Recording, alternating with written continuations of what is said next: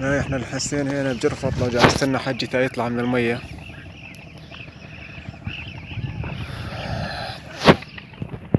طبعا لقينا هاي البسة قاعدة هنا، ما اعرف شنو قصتها، ليش متقبية هنا ما نعرف. فهنا مقطع صايرة يعني المكان، مثل ما انتم شايفين صاير مقطع. لا طير يطير ولا وحش يصير، لا طير كثير يعني، اطير كثير مثل ما يقولون.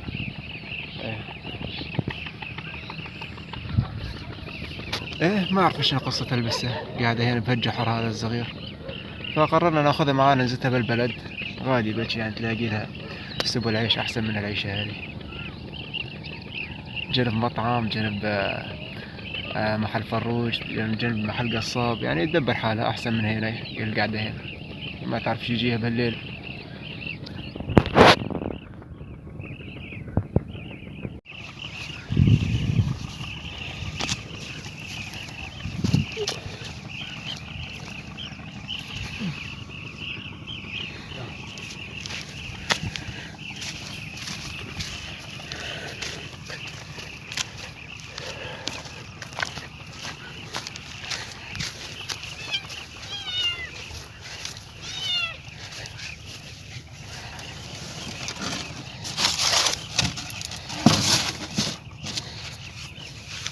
راح ناخذها معنا وننزلها بالبلد احسن من القعدة هنا. يروح يجيها شي وحش كاسر بالليل ياكلها. ها يلا مسافة الطريق نكون بالبلد.